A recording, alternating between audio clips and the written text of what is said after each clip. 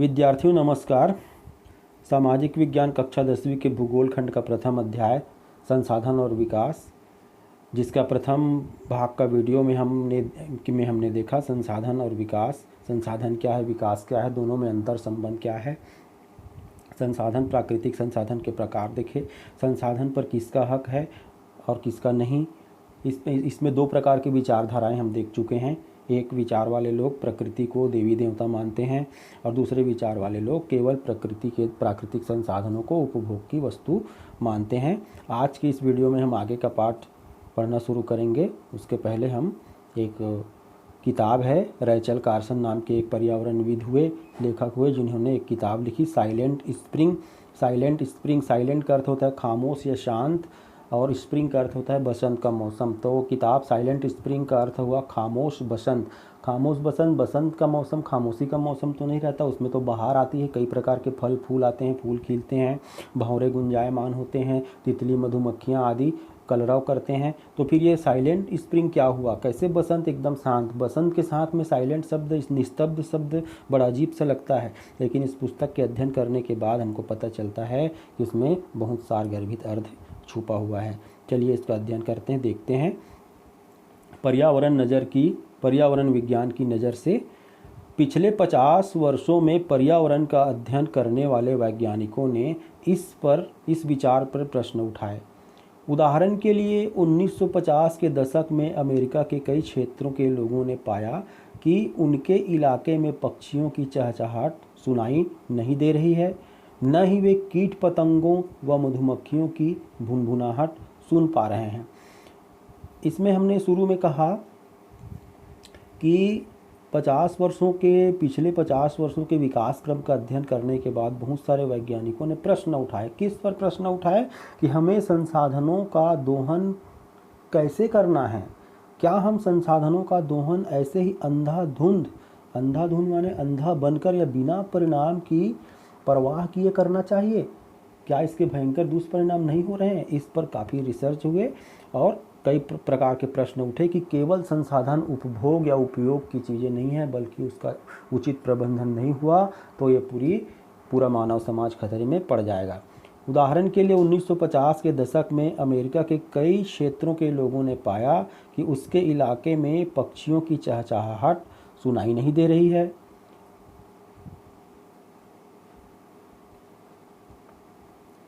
न ही वे कीट पतंगों व मधुमक्खियों की भुनभुनाहट सुन पा रहे हैं।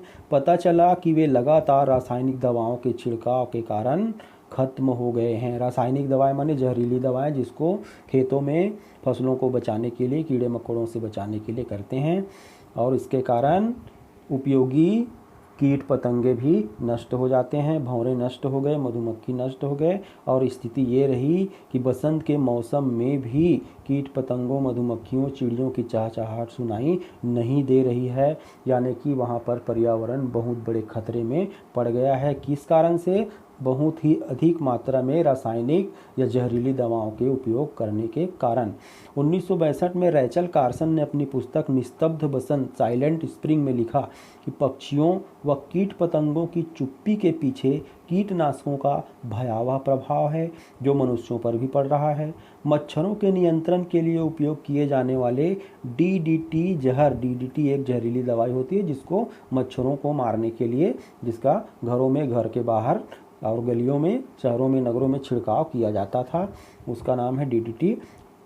मछलियों के शरीर में पहुंचता है। DDT ऐसी दवाई है जिसको छिड़कने के बाद बरसात के पानी के माध्यम से घुलकर जल स्रोतों में पहुंच जाते हैं, झीलों में पहुंच जाते हैं, और वो वहाँ पर रहने वाली मछलियाँ उस जल का जब उपयोग करती है, या पूरी पानी जब जहरीली हो जाती है तो वहाँ पर रहने वाली मछलियाँ संघर्ष करती है, उनके शरीर में भी जहर का अंश चला जाता है, कुछ मछलियाँ मर जाती है और कुछ मछलियां बच भी जाती है, तो उसके शरीर में जहर का अंश बना रहता है। जहर की इस छोटी सी मात्रा से कुछ मछलियां मर जाती है और कुछ जिंदा रह जाती है। किंतु जब इन्हीं मछलियों को इंसान और पक्षी खाते हैं, क्योंकि जहर का अंश, DDT का अंश उन मछलियों के शरीर में है, जब उन मछलियों का शिकार चिड़िया करती है या मनुष्य उनको खाते हैं तो उनके भीतर वही जहर या घुली हुई रसायन की मात्रा पहुंच जाती है, जो मनुष्य को, पक्षियों को बहुत भारी मात्रा में नुकसान पहुंचाते हैं। तो रैचल के इस खोज इस बात से स्पष्ट स्पष्ट उदाहरण है कि किस प्रकार मनुष्य की क्रियाओं का विपरीत प्रभाव मनुष्य और प्रकृति पर पड़ता है। रैचल के किताब से स्पष्ट हो जाता है कि मनुष्य अपने विकास के लिए संसाधनों का दुरुपयोग करता है, अंधाधुंध उपयोग करता है, प्रकृति से खिलवाड़ करता है, जहर का छिड़काव करता है। फसल तो बच जाते हैं, कीड़े तो मर जाते हैं, साथ ही साथ पर्यावरण के लिए उपयोगी जीव जंतु नष्ट हो जाते हैं और खुद मनुष्य भी नष्ट होने के कगार पर पहुंच जाता है। इस पुस्तक के प्रकाशन के बाद विश्व के वैज्ञानिकों ने औद्योगिक विकास का प्रकृति पर पड़ने वाले प्रभावों पर शोध करने लगे और इस किताब के बाद देश विदेश के वैज्ञानिकों ने इस गहराई को समझा और पर्यावरण बचाने के लिए कई प्रकार के शोध, अनुसंधान और रिसर्च करने लगे। आगे देखते हैं। पर्यावरण वैज्ञानिकों का कहना है कि प्राकृतिक संपदा एक विशाल ताना बाना है। ताना बाना माने उलझे हुए धागों को हम ताना बाना कहते हैं, जिसके किसी छोटे से अंश को हानि पहुंचाने से पूरे तंत्र पर प्रभाव पड़ता है। आपको याद होगा, आपने 8वीं 9वीं में पारितंत्र के बारे में पढ़ा होगा, भोजन श्रृंखला, खाद्य जाल के बारे में पढ़ा होगा। सब एक दूसरे से रिलेटेड हैं। शाकाहारी जीव, मांसाहारी जीव, छोटे छोटे कीट पतंग, पेड़ पौधे सब एक दूसरे से संबंधित हैं और इसके किसी भी एक हिस्से को हम छेड़छाड़ करते हैं, नुकसान पहुंचाते हैं तो पूरा सिस्टम पर इसका विपरीत प्रभाव पड़ता है। प्रकृति का हर हिस्सा, चाहे वह निर्जीव, जल, हवा, चट्टान या मिट्टी हो या कीट पतंग, पक्षी, मानव या फसल जैसे सजीव हो, सभी एक दूसरे से जुड़े हैं और एक पर हो रहे क्रिया से सभी देर सवेर प्रभावित होंगे। अगर हम कीड़ों को मारने के लिए रासायनिक कीटनाशकों का प्रयोग करते हैं तो वह न केवल कीड़ों को मारते हैं मगर अनाज के माध्यम से हमारे शरीर में भी प्रवेश कर जाते हैं और उन फसलों के भूसे खाने वाले जानवरों के शरीर में भी प्रवेश कर जाते हैं। हमारे शरीर में वे धीरे धीरे संचयित होते रहते हैं, वो जहर धीरे धीरे हमारे शरीर में इकट्ठे होते रहते हैं। आपने देखा होगा कि सब्जियों की खेती करते हैं, फसलों की खेती करते हैं, अनाज की खेती करने वाले किसान कीड़ों से बचाने के लिए कई प्रकार की जहरीली दवाओं का छिड़काव करते हैं, रासायनिक खाद का उपयोग करते हैं, उर्वरकों का उपयोग करते हैं, जिसका अंश उन पेड़ पौधों में, उन फलों में, उन दालों में, उन अनाजों में रहता है, जो मनुष्य के शरीर में पहुंचकर धीरे धीरे इकट्ठे होने लगते हैं और कैंसर जैसे लंबे समय की बीमारियां उत्पन्न करते हैं। अगर हम रसायन युक्त औद्योगिक अपशिष्टों को नदी नालों में प्रवाहित करते हैं तो उन पानी में रहने वाली मछलियों व अन्य जीवों या उस पानी को पीने वाले जानवर प्रभावित होते हैं। अपशिष्ट क्या है? किसी का निर्माण या उत्पादन करने के बाद में जो कचरा निकलता है, जो अनुपयोगी पदार्थ निकलता है, हम उसको अपशिष्ट कहते हैं। उनको कंपनी, फैक्ट्री आदि से अपशिष्ट निकलने वाले जहरीले पानी है, जहरीले पदार्थ है, धुआं है आदि को हम पर्यावरण में जब छोड़ देते हैं, नदी नालों में प्रवाहित करते हैं तो पानी में रहने वाली मछलियाँ व अन्य जीव या उस पानी को पीने वाले जानवर भी प्रभावित होते हैं और उन्हें खाने वाले मानव भी प्रभावित होते हैं। इसी तरह हवा में प्रदूषण बढ़ने से जंगलों के कटने या खदानों के पर्यावरण प्रभावित होता है। कंपनी, फैक्ट्री या स्वचालित वाहनों से पेट्रोल डीजल जलता है, उसमें से जो धुआं निकलता है वो हमारे वायुमंडल को प्रदूषित करते हैं, वायु प्रदूषण बढ़ता है। जंगलों के अधिक कटने से हमको संसाधन चाहिए, लकड़ी चाहिए तो हम जंगल को काटेंगे। हमको सड़क बनाना है, नगर बनाना है तो जंगल को साफ करके हमको स्थान चाहिए, जगह चाहिए। अधिक लोगों का पेट भरने के लिए हमको अधिक कृषि करनी है तो अधिक हमको भूमि संसाधन चाहिए, तो भूमि अधिक चाहिए तो जंगल को अधिक काट कर हम खेत बनाएंगे। दुष्परिणाम ये होता है कि ग्लोबल वार्मिंग होने लगता है, धरती धीरे धीरे गर्म होने लगती है। या खदानों से पर्यावरण प्रभावित होता है। खदान माने जहाँ से हम खनिज पदार्थ निकालते हैं, खुदाई करते हैं, वहाँ पर बड़े बड़े नदी, बड़े बड़े झील या तालाब बन जाते हैं, या वहाँ पर मृदा का अपरदन होता है, मिट्टी भूमि संसाधन का नुकसान होता है। यह सब इसलिए होता है क्योंकि हमारी धरती के हर तत्व आपस में जुड़े हुए हैं। अब देखते हैं अपशिष्ट। आपको अक्सर प्रश्न आता है अपशिष्ट किसे कहते हैं, क्या है अपशिष्ट? तो हम देखते हैं, उत्पादन या उपभोग के समय किसी चीज़ को हम बना रहे हैं या किसी चीज़ का हम उपभोग कर रहे हैं, उपयोग कर रहे हैं के समय जिन तत्वों को अनुपयोगी मानकर फेंक दिया जाता है वही अपशिष्ट है। उदाहरण के लिए देखते हैं कि गन्ने का रस निकालने के बाद खोई को फेंक देते हैं। गन्ने का रस निकालते हैं शक्कर बनाने के लिए, तो गन्ने का रस निकालने के बाद उसके जो अपशिष्ट रहते हैं, कचरे रहते हैं, उसको फेंक देते हैं, या फिर हम बिस्कुट खरीद कर लाते हैं तो प्लास्टिक रैपर को बेकार मानकर फेंक देते हैं। कारखानों में कच्चे माल का अनुपयोगी हिस्सा या उत्पादन में उपयोग किए गए रसायन युक्त पानी या धुआं जिन्हें बाहर निकाला जाता है। बहुत से अपशिष्टों का अन्य उपयोग किया जा सकता है, जैसे गन्ने की खोई से कागज़ बनाना या उसे ईंधन के रूप में उपयोग करना। इसी प्रकार विशेष संयंत्रों से गंदे पानी या धुएं से हानिकारक रसायनों को अलग किया जा सकता है। यहाँ पर अपशिष्ट का स्पष्ट अर्थ दिया गया है कि उत्पादन उपभोग के बाद जो वस्तु का हिस्सा बच जाता है या अनुपयोगी हिस्सा जो रहता है जिसका हम अनुपयोगी समझकर फेंक देते हैं, चाहे वह पानी के माध्यम से जल में जाए या हवा के माध्यम से वायुमंडल में जाए या भूमि पर पड़ा रहे, वो केवल प्रदूषण उत्पन्न करता है। तो इस अनुपयोगी चीज़ों को भी हम प्रबंधन करके अपने आवश्यकता की चीज़ों के लिए इस्तेमाल कर सकते हैं। जैसे गन्ने से निकला हुआ अपशिष्ट या खोई से हम कागज़ बना सकते हैं या उसे जलाने के लिए ईंधन के रूप में इस्तेमाल कर सकते हैं। इसी प्रकार कारखानों संयंत्रों से जो गंदा पानी निकलता है, रसायन निकलता है, उसको कुछ विशेष संयंत्र बनाकर जिसमें प्रदूषण की मात्रा कम हो, पानी बहुत गंदा है, रसायन युक्त है, जहरीला है, उसके जहरीलेपन को कम करके हम जल स्रोतों में छोड़ सकते हैं। या अत्यधिक जहरीला धुआं है तो उस धुएं से प्रदूषणकारी रसायनों को अलग करके हम वायुमंडल में छोड़ सकते हैं, जिससे पर्यावरण पर नुकसान तो होगा लेकिन कम होगा। आगे देखते हैं, औद्योगिक उत्पादन की प्रक्रिया ने इस ताने बाने को पूरी तरह प्रभावित किया है। औद्योगिकरण के कारण, अत्यधिक संसाधनों के उपभोग के कारण, विकास की अंधाधुंध दौड़ के कारण हमने संसाधनों का दुरुपयोग किया और प्रकृति के इस ताने बाने को हमने बुरी तरह से प्रभावित किया है। पृथ्वी पर प्राकृतिक संपदा असीम नहीं है, यानी पृथ्वी पर जो प्राकृतिक संपदा है, प्राकृतिक संसाधन है, वो असीम नहीं है। यानी एक दिन वो इसी तरह से उपयोग करते रहें तो बहुत जल्द वो खत्म हो जाएंगे। इनके अंधाधुंध उपयोग से यह संपदा हमेशा के लिए खत्म होते जा रहे हैं। आज हम जिस मात्रा और तरीकों से संसाधनों का उपयोग कर रहे हैं वह संपदा को नष्ट कर देगी। नदियाँ नालों में बदल रही है, नदियाँ जो है नाले बन रहे हैं, नदियाँ पट रही है, गंदगी भर रही है, उसमें नाले में गंदे पानी रहते हैं, जबकि नदी में साफ़ सुथरा स्वच्छ जल होना चाहिए, वो प्रदूषण के कारण बदबूदार नालों में बदल गई है। भूमि और वायु प्रदूषित हो रहे हैं। कारण क्या है? कारण है औद्योगिकीकरण है, संसाधनों का अधिक मात्रा में उपयोग है। हम पर्यावरण के साथ बहुत ज़्यादा छेड़छाड़ कर रहे हैं। आने वाले वर्षों में इसके गंभीर परिणाम होंगे। इस पाठ में हम प्राकृतिक संसाधन को समझेंगे और इन द्वंद्वों पर विचार करेंगे। आगे हम देखेंगे। उससे पहले आपको कुछ होमवर्क दिया जाता है, उसको अच्छी तरीके से आप अपने दोस्तों की मदद से, घर वालों की मदद से, टीचर की मदद से बनाने का प्रयास करेंगे। पहला प्रश्न है, पिछले 10,000 वर्षों में मानव समाज का प्राकृतिक संसाधन के साथ रिश्ता कैसा बदला है। दूसरा है, प्राकृतिक संपदा किस प्रकार संसाधन बनाती है, उदाहरण देकर समझाइए। ये कुछ प्रश्न है। उसके बाद 2 प्रोजेक्ट कार्य है, परियोजना कार्य है, इसको आपको करना ही है।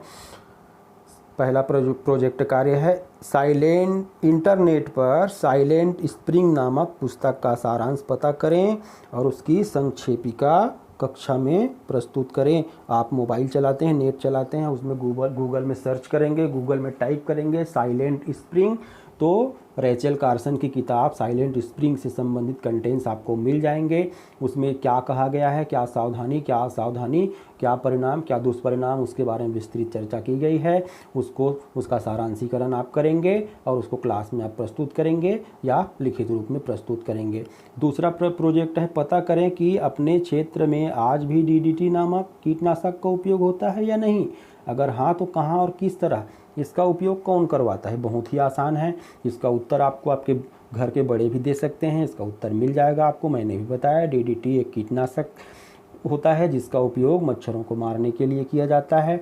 और वो DDT इतना खतरनाक कीटनाशक है कि मच्छर तो मरे ना मरे, लेकिन जहाँ पर उसका छिड़काव किया जाता है वो बारिश के पानी के साथ, बरसात के पानी के साथ, जल के साथ मिलकर जल स्रोतों पर पहुंच जाते हैं। वहां रहने वाली मछलियां मर जाती है। जो मछलियां बच भी जाती है उसके शरीर में उस DDT जहर का अंश रहता है। बाद में उस मछली को खाने वाले मनुष्य और पक्षी दोनों के शरीर में वो जहर पहुंच जाता है।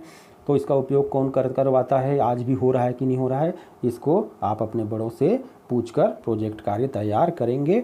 अब आगे देखते हैं संसाधन के प्रकार। अध्ययन के आधार पर हम संसाधन को कुछ इस तरह से वर्गीकरण कर सकते हैं। मुख्यतः दो भागों में हम बांट सकते हैं। पहला है प्राकृतिक संसाधन, दूसरा है मानव निर्मित संसाधन। ये प्राकृतिक संसाधन क्या है, नाम से स्पष्ट है कि जो अपने आप बनते हैं, उन्हें बनाने में मानव का कोई योगदान नहीं होता, उसे हम प्राकृतिक संसाधन कहते हैं। जैसे एक मिट्टी है, हवा है, वायु जिसको कहेंगे, जल है, मृदा है, सौर ऊर्जा है, ये प्राकृतिक संसाधन होंगे। इसके दो भाग हम देखते हैं। पहला है जैविक संसाधन और दूसरा है अजैविक संसाधन। जैविक संसाधन में क्या किसे लेंगे, वे संसाधन जो जीवों पर आधारित होते हैं, जैसे लकड़ी, मछली, कोयला, खनिज तेल आदि, इसको हम जैविक संसाधन कहते हैं। जीव जंतुओं पर आधारित होते हैं। लकड़ी पादप है, पेड़ है, पौधे हैं, इसको भी जीव माना गया है, तो लकड़ी जैविक संसाधन में आएंगे। हालांकि प्राकृतिक संसाधन होगी मछली, ये भी जीव है, प्राकृतिक संसाधन है, मछली को मनुष्य नहीं बनाता। अब बात आती है कोयला और खनिज तेल। तो प्रथम दृष्टि देखने से लगता है कि ये खनिज तेल, कोयला किस तरह से जैविक संसाधन होंगे, और कई छात्र इसमें दिग्भ्रमित हो जाते हैं। परीक्षा में इसी तरह से आपको प्रश्न दे दिए जाते हैं कि कोयला, खनिज तेल किस प्रकार के संसाधन है, ऑप्शन दिए रहते हैं, जैविक, अजैविक, मानव निर्मित, इस टाइप के कुछ दिए रहते हैं। तो लोग उसमें जैविक संसाधन नहीं लिखते। संशय की स्थिति है कि जैविक संसाधन इसको क्यों कहेंगे, क्योंकि कोयला और खनिज तेल जीवों के अंश से बनता है। जीवाश्म इसको ईंधन भी कहते हैं। हजारों लाखों वर्ष, करोड़ों वर्ष पहले धरती पर पाए जाने वाले जीव जंतु, पेड़ पौधे ज्वालामुखी भूकंप के कारण धरती के भीतर समा गए और लाखों वर्षों तक अत्यधिक ताप और दाब के कारण वे कोयले और खनिज तेल में परिवर्तित हो गए, इसलिए हम इसको जैविक संसाधन कहते हैं। दूसरा देखते हैं अजैविक संसाधन। तो स्पष्ट है नाम से, जिसमें जीव जंतुओं का कोई अंश नहीं होता। इस परिभाषा देख लेते हैं, निर्जीव या भौतिक संसाधन जिसे हम अजैविक संसाधन कहेंगे, जैसे वायु, जल, मृदा, धात्विक खनिज आदि। अब एक चीज़ स्पष्ट हो जाता है कि प्राकृतिक संसाधन में हम लकड़ी, मछली, कोयला, खनिज तेल, वायु, जल, मृदा, धात्विक खनिज आदि को लेंगे, जो प्राकृतिक तौर पर बनते हैं और उसको बनाने में मानव का कोई योगदान नहीं होता। दूसरा हम लेते हैं मानव निर्मित संसाधन। नाम से स्पष्ट है कि वे संसाधन जो मानवीय हस्तक्षेप से बनते हैं। कुछ संसाधन ऐसे रहते हैं जिसमें सुधार करके तकनीकी के आधार पे, प्रौद्योगिकी के आधार पे मनुष्य उसको परिष्करण करता है और उसको हम मानव निर्मित संसाधन कहते हैं। जैसे इस्पात यानी स्टील या लोहा, खनिज, लौह अयस्क यानी अयस्क माने खनिज या कच्चा लोहा, या जिसको हम खदान से निकालते हैं वो अयस्क है। तो खदान से निकला हुआ कच्चा लोहा हम कह सकते हैं। अयस्क को हम प्राकृतिक संसाधन कहेंगे, लेकिन उसी अयस्क को उसी पत्थर के रूप में, मिट्टी के रूप में, मुरुम के रूप में जो कच्चा लोहा रहता है, उसी को प्रगलन संयंत्रों में शुद्ध करके या शुद्धि निकाल कर जो हम स्टील प्राप्त करते हैं, इस्पात प्राप्त करते हैं, उसको हम इस्पात कहेंगे और ये मानव निर्मित संसाधन कहलाएगा। सिलेंडर में भरा हुआ ऑक्सीजन गैस, ये भी मानव निर्मित है। बोतल में बंद मिनरल वाटर, ये भी मानव निर्मित है, मानवीय हस्तक्षेप से बने हैं। अब एक और आधार पर संसाधनों का वर्गीकरण किया जाता है जो परीक्षा में अक्सर पूछते हैं, इंपॉर्टेंट है। तिमाही, छमाही, वार्षिक परीक्षा में इसको किसी न किसी रूप में दिया जाता है कि इसमें अंतर स्पष्ट करो। तो संसाधनों को एक और रूप में हम वर्गीकरण करते हैं, अंतर स्पष्ट करते हैं उसके समाप्यता या सतत बनने की प्रक्रिया के आधार पर। हम दो भागों में बांटते हैं, नवीकरणीय संसाधन और अनवीकरणीय संसाधन।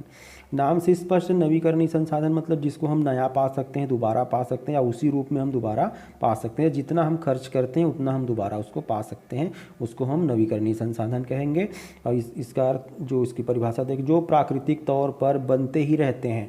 जैसे हवा है, हवा को हम नष्ट नहीं कर सकते, उसका रूप बदल सकते हैं, अशुद्ध कर सकते हैं, उसको बाद में शुद्ध कर। जैसे जल है, जो जल को हम नष्ट नहीं कर सकते, जल कई अवस्थाओं में अपना रूप बदल लेगा और वो पुनः हम उसको उसी रूप में पा सकते हैं। जैसे गर्म ज़मीन पर हम पानी डाल देते हैं, या ठंडी ज़मीन, किसी भी ज़मीन पर हम पानी डालते हैं, कुछ देर के बाद में वो पानी गायब हो जाता है। इसका अर्थ ये पानी नष्ट नहीं हुआ है, बल्कि उसका कुछ भाग भूमिगत हो गया और कुछ भाग वाष्प बनकर वायुमंडल में चला गया। भूमिगत जल को हम नलकूप खनन करके पुनः पा सकते हैं, और बादल के रूप में जो वायुमंडल में गया वो वर्षा के रूप में पुनः धरती पर आते हैं। तो इस तरह से हम नवीकरणीय संसाधन कहलाते हैं।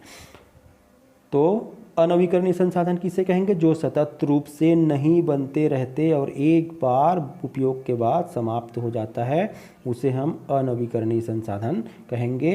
ये दोबारा नहीं बनते, और बनते भी हैं तो उसमें हजारों लाखों वर्ष लग जाता है, और इसकी मात्रा निश्चित है, उसको हम अनवीकरणीय संसाधन कहेंगे। उदाहरण लौह अयस्क, डीजल, पेट्रोल, खनिज तेल को हम अनवीकरणीय संसाधन की श्रेणी में ले सकते हैं। आगामी वीडियो में हम देखेंगे, हमारा टॉपिक रहेगा नवीकरणीय संसाधन, अनवीकरणीय संसाधन, संसाधन और विकास, और संसाधन प्रबंधन।